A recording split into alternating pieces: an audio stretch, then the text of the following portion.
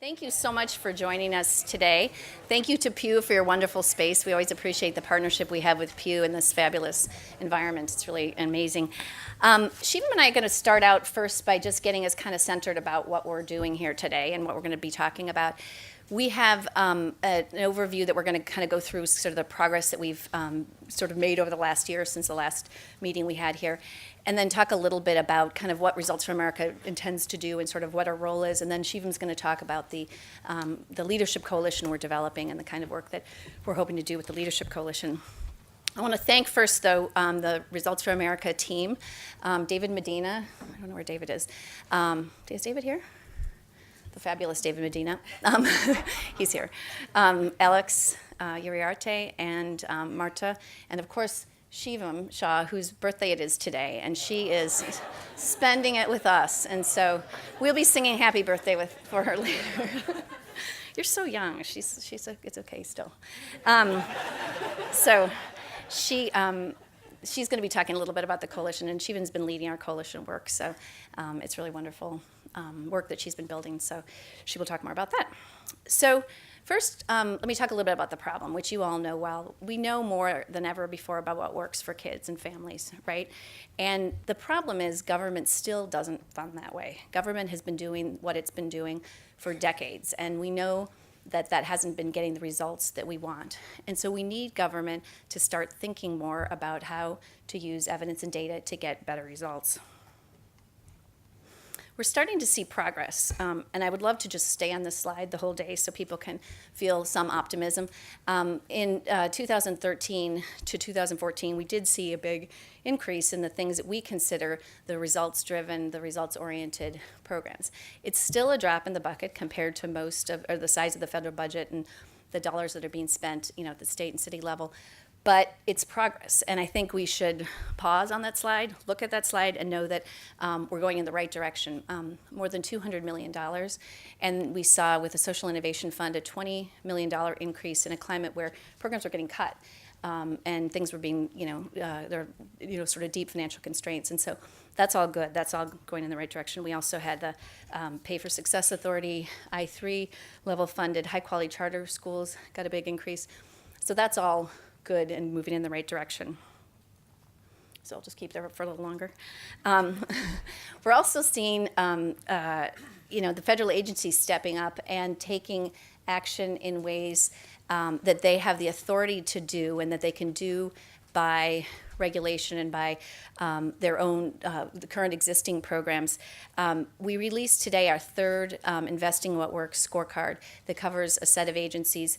We're looking especially at the agencies, obviously the ones that deal most with young people and families and communities, but we intend to expand that over time. And the scorecard shows increases as well. We're going in the right direction. More agencies are focusing more of their time and attention on programs and efforts to use evidence and data to get better outcomes.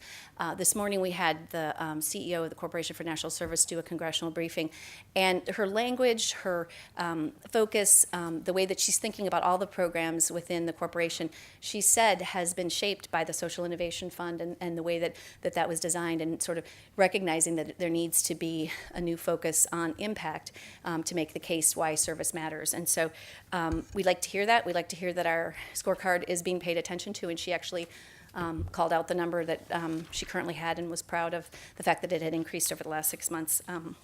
So that's all good. We are seeing momentum toward this being an area potentially for bipartisan agreement. We all know how poisonous the climate is, and that there aren't a lot of areas of agreement, but we're hoping that this, focus on results, focus on impact, is an area where we can see the parties working together over time. We also are seeing more thought leaders, both on the Democratic and Republican side, talking about this and in a variety of places. And most importantly, I think for many of you, this is starting to sort of ramp up at both the city level and with governors. Pew has been doing this amazing work for years in the states, and states have been, I think, investing a lot more in this, and it's becoming more of a public focus on it, as with mayors as well. There's a whole set of mayors who we call our geek cities, and they say that they're proud to be geek cities, which we love. And so they increasingly are thinking about how to spend resources in this way using data and evidence to get better outcomes. So we're seeing lots of progress, we're seeing momentum, but there's so much more to be done. As you can see from that chart, going in the right direction, but still a drop in the bucket. And you can imagine if we were able to double, triple, quadruple that number, make it sort of the status quo, the way that government operates, the federal government, state and local governments, the impact that could have on people's lives, children's lives, families, if they were able to access programs that we knew worked and we knew made a difference in people's lives. And so that's what Results for America is trying to do. We're focused on that every day, thinking about how to improve outcomes for kids and families by using or pushing public resources toward more evidence and data. This is our three-pronged strategy that the Bridgespan Group helped us develop. We are focused on building the leadership coalition. We're focused on supporting leaders to do what works, and we're focused on our sort of think tanky part, which is developing policy ideas and getting that into the policy bloodstream and getting them adopted. So those are the three parts of what we do, and I wanted to turn it over to Shivam, who's going to talk about the Leadership Coalition and what we're going to be doing over the next year with the Leadership Coalition. Thanks, Michele. So one of the things we've all learned in trying to affect great policy change is that it requires a very diverse group of leaders from across a range of political perspectives and across a range of sectors. And when we first came up with what Results for America was going to focus on, we quickly realized there's a lot more work to be done, and we simply couldn't do it alone. And so it's why we decided to actually have developing a leadership coalition be a core part of our strategy. We fundamentally believe it's necessary in order to put forward an effective investing in what works agenda. We push ourselves to really think about what does it mean once you have a group of partners like many of you in this room who are committed to this cause. What are we actually asking you to do? And so we brainstormed a few things that you can see up here. We felt that part of your job in being a member of a leadership coalition is getting other people to think the same way you do. So really helping us cultivate leaders from a range of different sectors that are at your level, at the leadership level, and can affect change inside their own organizations. The other things we realize is we need help highlighting what works. We have a sense of some things, we've written them up, we try to promote them as much as we can, but other people in this room have better ideas and more ideas, and we need to hear them because we are in the business of highlighting what works, so we need more ideas, and we can hopefully lean on many in this room to help us identify more examples of what's working so we can tell those stories to others in leadership roles who can leverage that success. We also feel that we're well positioned to make recommendations, policy recommendations that are balanced and common sense. And we've been trying to do this for the past year and a half. Many of you have signed on to letters that we've submitted to the White House, to various departments and other venues. And many of you have seen us really try to come to a place where we can find recommendations that are actionable. And partly because so many of us at the Results for America team have been inside the government, we have a sense of when you're making a recommendation that can really be acted upon or not. And so we've worked closely with folks inside the government, but also outside to really put forward ideas that we think we can see actually happen. And we think that's something this coalition can help us with, really making common sense, nonpartisan, actual, real recommendations. And then the last two things are, we know that even when there are leaders who want to make this type of a change, it can be really hard. And even with the best of intentions, there's a lot of reasons why it's just difficult to do. There's resources that are required. There's oftentimes culture change required inside of organizations. There's politics. There's a lot of reasons even when a leader's on board, they just can't make that turn. And so we've really been leaning on partners of ours to help different leaders when they're ready to make that shift, kind of come up with a plan for how to do it. And where appropriate, to directly provide support. And that can come in lots of different ways.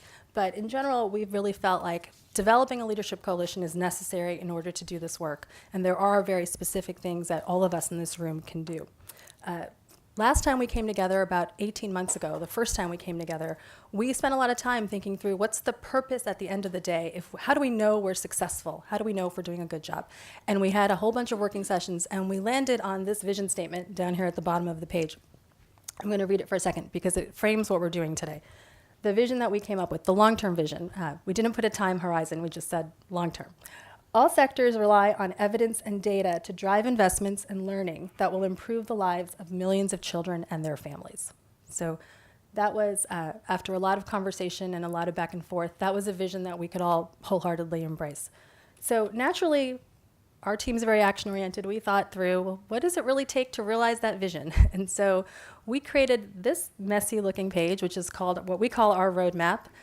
You won't be surprised to know there's a lot of backup that comes along with this. We're not going through it and we're not handing it out, but if anybody wants it, we're happy to share it. But we essentially felt that in order to achieve that vision, there are 3 core things that need to happen. All different levels of government need to shift more funding to what works. We need greater clarity on the supply. We need to know what are the programs that are actually working and how do we help create more of them. And then the last thing is we need more nonprofits to really make this shift themselves within their own organizations. And you can see on the rest of the page there are more components to the different things that need to happen. And if we were to share the build up, you'll see by sector we've dissected what are the different things people can do. But so we're not going to dwell on the roadmap, but know that this is the result of work that's been influenced by many of you in the room, and it's what guides our thinking on how we allocate our resources and how we think about partnering with each of you. So with that in mind, I want to just bring us very quickly to today. What are our goals today, and how are we spending our time together today? So Michele mentioned earlier, $200 million more federal dollars towards evidence-based efforts. So the first thing we want to do is we want to celebrate progress. We don't do that enough, and we should all be very proud of how far we've come in a short period of time. The second thing we want to do is we want to continue to build momentum for this movement. And the last thing we want to do is we want to be very, again, focused on action and really think about what can we each specifically do moving forward. So with those goals, we've put together this agenda. You all have copies with you, or when you came, we handed them out. But essentially, we have this opening segment where we're going to have Gene Sperling is going to make some remarks to start us off, and then Kevin Madden is going to moderate this discussion with Ron Klain and Jim Nussel afterwards. And this conversation is meant to help us set the baseline for where are we today in our federal government. If the key question is what does it take for the government to play Moneyball, let's walk out of this room with a shared understanding of where we're starting. The second segment is where we're going to break out of this room into smaller, what we're calling working sessions. So they're on different floors, and different members of the RFA team will be outside to direct folks. But here we really wanted to think about where do we see progress and what can we learn from what's happening and use that to inform what's happening in the federal government. So the 3 topics we highlighted are cities to watch. Ben Hecht from Living Cities will be moderating that panel. That will just be across the hall here. The second is nonprofits. How do we really lift the rigor of the sector and build what we've called the farm team? So Kelly Fitzsimmons will be moderating that session, and that's going to be downstairs on the 8th floor. And then the last session is pay for success. Many in this room are familiar with that approach, and we really want to spend some time thinking through how we can leverage that even more. And Jeff Liebman will lead that discussion down on the 7th floor. We'll come back to this room. We'll be about an hour in those working sessions. We'll come back in this room, and then Jeff Braddock, who's here from the Bridgespan Group, will help us in a very tight time frame, in 20 minutes, debrief the very specific action steps that have come out of each of those breakout sessions. And then we'll have a panel with Daniel Stid now from the Hewlett Foundation, with many partners of ours, both inside the federal government as well as outside, who will talk about what can we do to take the learnings from some innovation funds and apply them to much larger federal funds, so much larger streams of funds. And then we'll be fortunate to close with Jim Shelton, who's now the Deputy Secretary at the Department of Education. He'll make the closing remarks, a little bit of a bookend to Gene's opening remarks on where we are today, for where should we be headed? Where will the government be moving in the future for its support for innovation and scale?